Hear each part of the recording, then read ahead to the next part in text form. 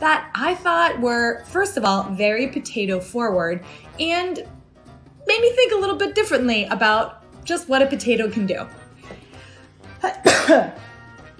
Sorry. I also think dips are fun because you can keep them in the fridge, put them on salads, put them on sandwiches. Uh-oh.